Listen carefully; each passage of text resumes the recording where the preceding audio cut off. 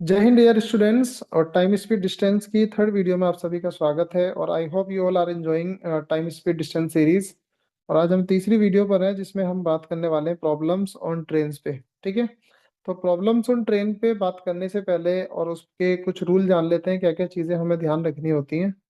तो मैंने यहाँ पर कुछ इसको लिखा हुआ है, तो इसको अच्छे से समझ लेना और इसके बाद क्वेश्चन आप बड़े इजीली सॉल्व कर सकते हैं, क्योंकि यहाँ के आगे क्वेश्चन को ये सारी कंडीशन ध्यान में रखते हुए बनाना पड़ेगा आपको। ठीक है, तो कंडीशन नंबर वन है, when a train crosses a man और ए लाइट और a pole then the length of only train is to be considered as, देखो ये ध्यान देना, length of only train is to be considered as distance.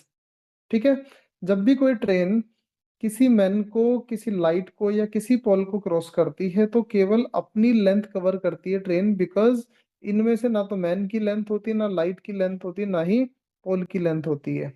Point number second क्या कहता है, when a train crosses a platform और another train और a railway bridge then the length of train along with platform another train और bridge is to be considered as distance to be covered. It means, अगर आप बोलते हो ये आपकी एक ट्रेन है और यहाँ पर आपका एक ब्रिज बना हुआ है या फिर आपका कोई प्लेटफॉर्म है या कोई दूसरी ट्रेन है, तो जब ये ट्रेन इसको क्रॉस करेगी ना, तो मान लो अगर आपका ये ए ट्रेन है और ये आपकी बी ट्रेन है, तो जब आप इसको ओवरटेक करोगे तो यहाँ पर चाहे सेम डायरेक्शन में ओवरटेक कर रहे हो या अपोजिट में कर रहे हो, दोनों की लेंथ जरूर प्लस होगी। ठीक है, ये सेकंड रूल है हमारा। थर्ड रूल क्या है, if train and other object is moving in the same direction then relative speed in same same direction will be used. तो यहाँ पर जब दो ऑब्जेक्ट सेम डायरेक्शन में मूव कर रहे होते हैं तो relative speed in same direction use होती है, जो कि हमारी होती है फास्टर वाले ऑब्जेक्ट में से आप लोग स्लोअर वाले ऑब्जेक्ट की स्पीड को माइनस कर देते हो, तो relative speed in same direction आ जाती है।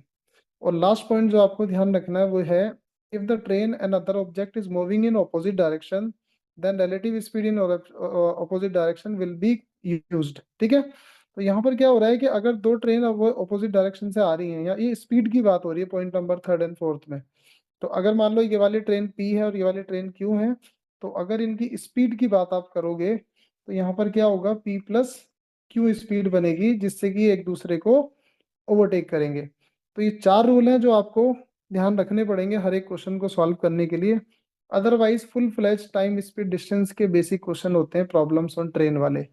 ठीक है, हम कुछ क्वेश्चन के साथ बात करते हैं इन पे, एंड लेट्स सी कि इन सारी एप्लीकेशन को किस तरह से यूज करके हम क्वेश्चन बना सकते हैं। ये मेरा क्वेश्चन नंबर वन है। हम जैसे जैसे मैंने आपको रूल बताए उसी के अकॉर्डिंगली मैं आपको इसको सॉल्व करवा के चलता हूँ। क्वेश्चन है, a train running at the speed of 60 kilometre per hour crosses a pole in 9 second. देखो, जब कोई ट्रेन पोल को क्रॉस करती है, तो रूल नंबर वन याद करो, जब कोई ट्रेन पोल को क्रॉस करती है तो ओनली ट्रेन की लेंथ कवर होती है। अच्छा, अब 9 सेकंड में जितनी भी लेंथ ही कवर करेगी ना, वो ट्रेन की अपनी लेंथ होगी, क्योंकि पोल की कोई लेंथ नहीं होती है। तो आपको सिर्फ इसमें इतना चेक करना है कि 60 किलोमीटर पर आवर से 9 सेकंड में कितना डिस्टेंस कवर किया जाता है। अब 60 किलोमीटर पर आवर को आप मीटर पर सेकंड में कन्वर्ट करोगे तो 5/18 होगा, ये मीटर पर सेकंड आ जाएगी। और इसको अगर इंटू 9 कर दोगे तो आपको आ जाएगा कि 9 सेकंड में कितना डिस्टेंस कवर किया जाएगा। इसको डिवाइड कर लो, 9 2 जा 18, इसको डिवाइड करोगे 30 बचेगा, and 30 × 5, your answer is 150 metres. तो option D is the correct answer. Question number two देखते हैं। बोलता, a train 240 metre long passes a pole in 24 seconds. How long will it take to pass a platform 615 metre long? अब देखो ध्यान देना, a train 240 metre long passes a pole, तो जब कोई ट्रेन किसी पोल को क्रॉस करती है तो भाई ओनली ट्रेन की लेंथ कवर होती है। ये हमने प्रीवियस क्वेश्चन में भी किया है, मैंने आपको रूल में भी बताया है।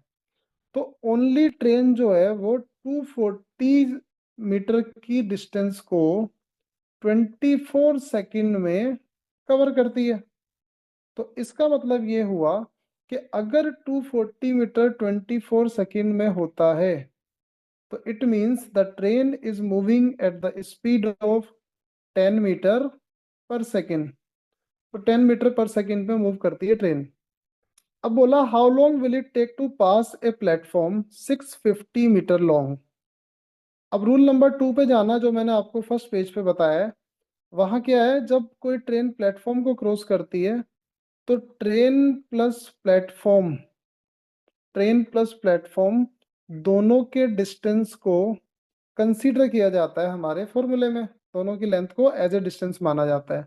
तो ट्रेन कितना था मेरा यहाँ पे 240 मीटर, प्लेटफॉर्म कितना है 650 मीटर, टोटल कितना बना मेरा, ये आपका बनेगा 890 मीटर टोटल डिस्टेंस होगा जो कवर करना है।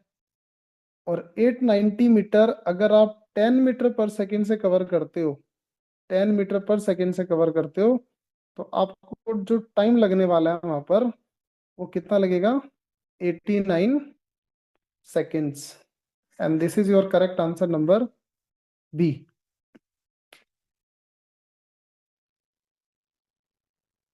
क्वेश्चन नंबर 3 देखते हैं।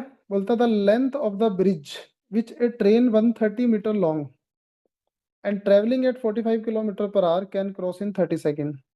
अब देखो, आपको लेंथ बतानी ब्रिज की। जब कोई ट्रेन ब्रिज को क्रॉस करती है तो वहाँ ट्रेन प्लस ब्रिज की दोनों की लेंथ कवर होती है। अब मुझे पता है कि एक ट्रेन है जिसकी लेंथ 130 मीटर है, प्लस में ब्रिज की कितनी है, मैं x मीटर मान लेता हूँ इसको, ठीक है। अब उसके बाद कुल मिला के दोनों की लेंथ कवर होनी है। अब ट्रेन कितने से मूव कर रही है, 45 किलोमीटर पर आवर। अब 45 किलोमीटर पर आवर से वो 30 सेकेंड में कितना डिस्टेंस कवर करेगी, इससे मुझे पता चलेगा कि टोटल डिस्टेंस कितना कवर हुआ है। तो 45 किलोमीटर पर आवर इंटू 5/18 आपका मीटर पर सेकेंड आ जाएगा। और इंटू आप अगर 30 कर दोगे तो आपका पता चलेगा कि 30 सेकेंड में टोटल डिस्टेंस कितना कवर करेगी।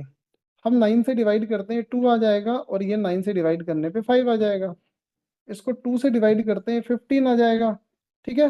तो कुल मिला के कितना बन रहा है आपका, 15 इंटू 5 इंटू 5।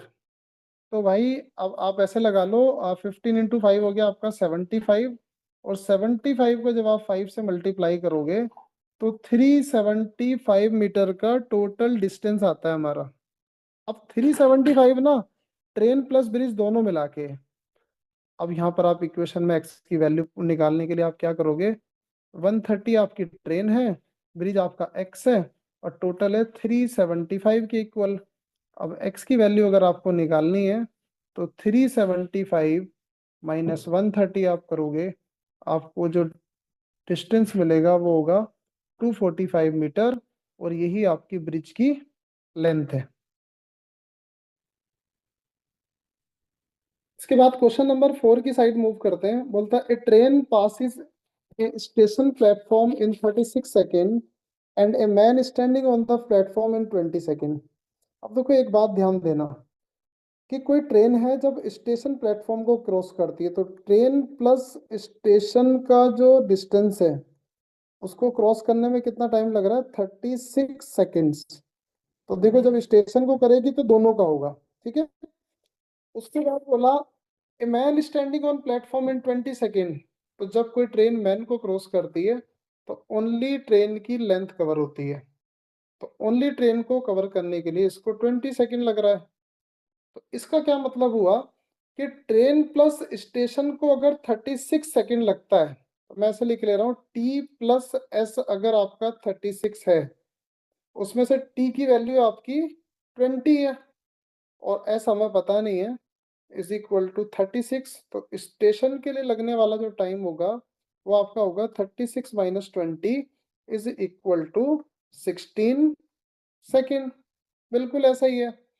आपको पूछा है if the speed of the train is 54 kilometre per our, what is the length of the platform. Platform means station का पूछा है, आपको एस की वैल्यू पूछी है। तो वहां आप क्या करोगे, आप ये देखोगे 54 किलोमीटर पर आवर से इस 16 सेकेंड में जो भी डिस्टेंस कवर होगा वो स्टेशन प्लेटफॉर्म की लेंथ होगी।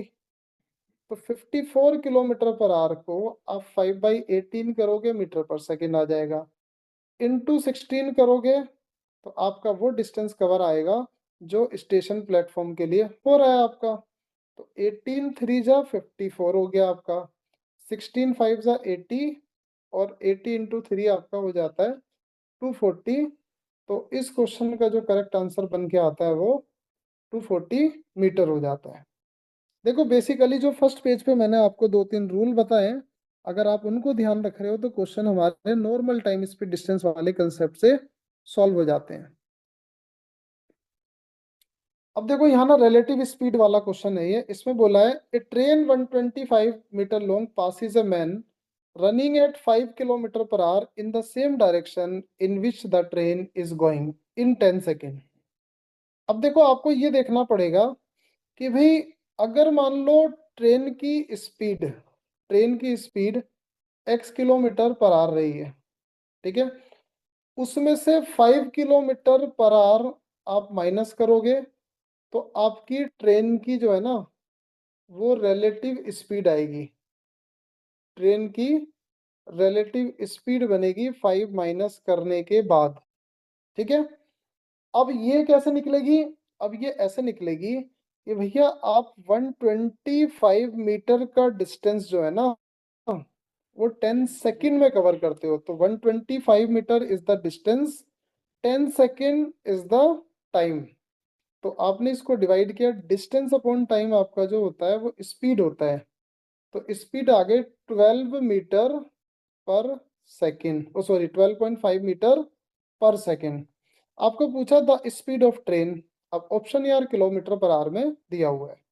तो मैं क्या करता हूँ, इस 12.5 को 18/5 से मल्टीप्लाई करता हूँ। मैंने आपको पहली वीडियो में ही कन्वर्जन बताया होगा।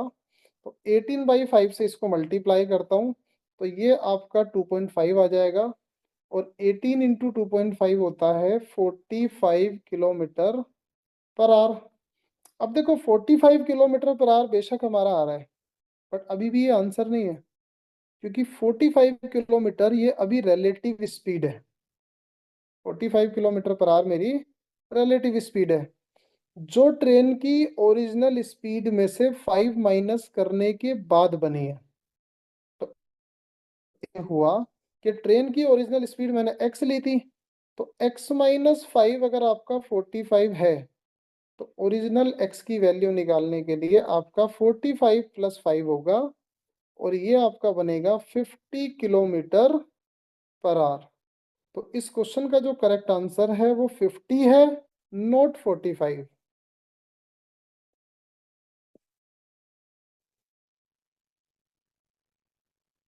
एक नेक्स्ट क्वेश्चन की तरफ चलते हैं, और ये आपका बहुत इंपॉर्टेंट क्वेश्चन में से माना जाता है। और इस क्वेश्चन को हम एक जनरल अप्रोच से ना लेके, क्योंकि हमें बोला two train running in opposite direction crosses a man standing on the platform in 27 second 17 seconds respectively and they cross each other in 23 second respectively.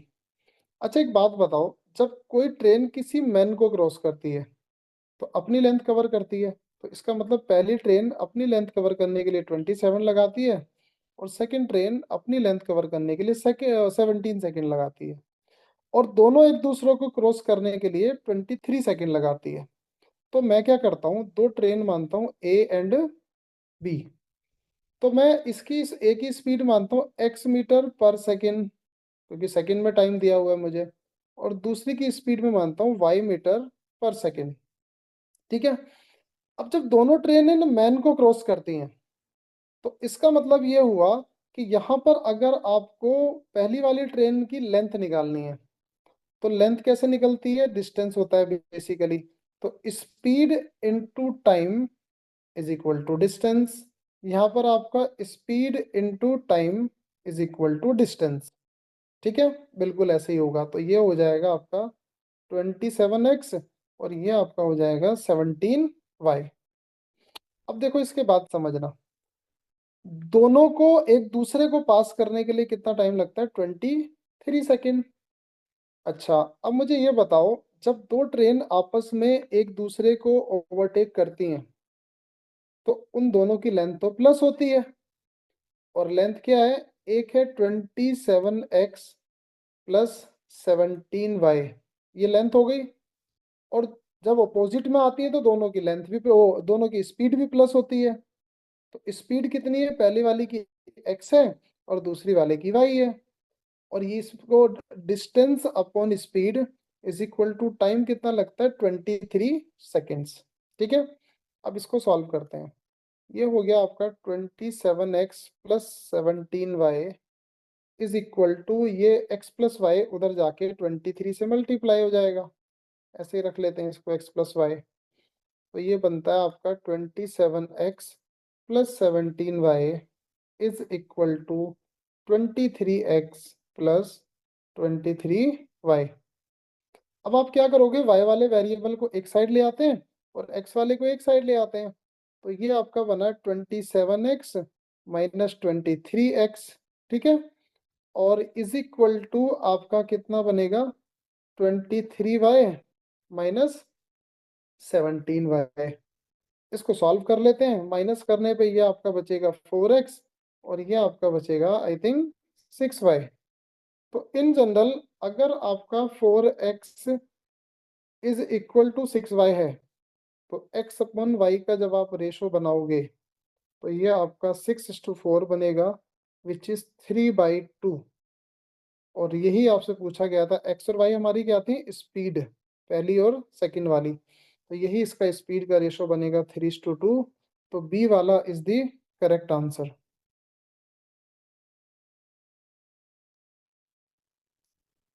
चलते हैं इस वीडियो के एक लास्ट क्वेश्चन की तरफ। मैं बहुत ज़्यादा लेंदी वीडियो बनाना नहीं चाह रहा हूँ, क्योंकि मैं चाह रहा हूँ कि छोटी छोटी वीडियो से आप लोगों के कंसेप्ट जो है अच्छे से कवर हो जाए और हम सभी तरह के कंसेप्ट को कवर कर पाए इन वीडियोस में। तो क्वेश्चन नंबर 7 में बोला, two trains of equal length are running on parallel line in the same direction at 46 kilometre per hour and 36 kilometre per hour. दो ट्रेन है और सेम डायरेक्शन में चल रही हैं। एक की स्पीड है 36 किलोमीटर पर आवर, दूसरी स्पीड कितनी है 46 किलोमीटर पर आवर।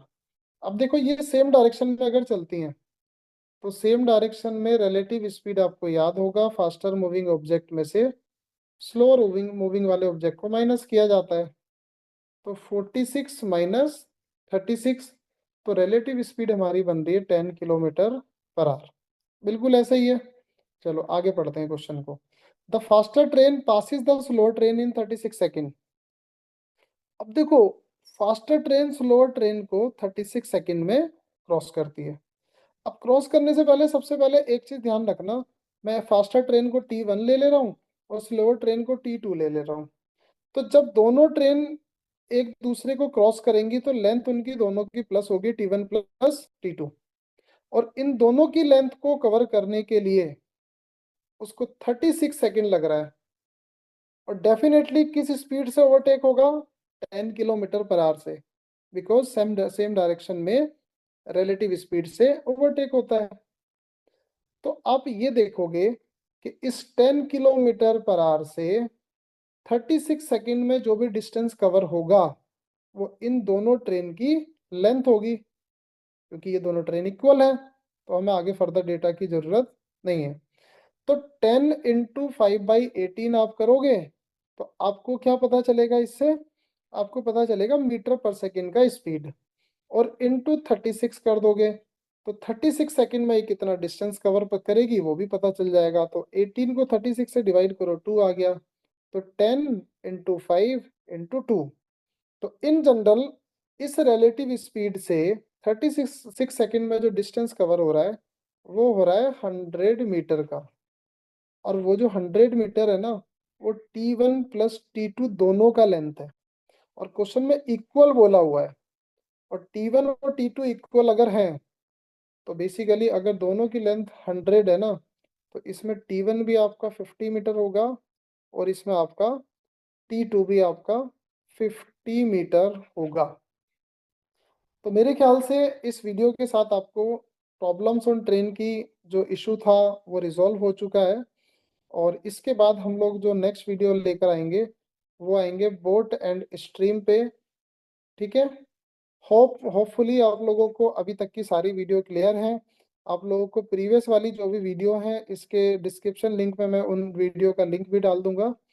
और I hope you will be waiting for my next video on botany stream. Very soon we are going to upload this on this YouTube channel or some other platform also. Thank you for watching this video. See you very soon. Jai Hind.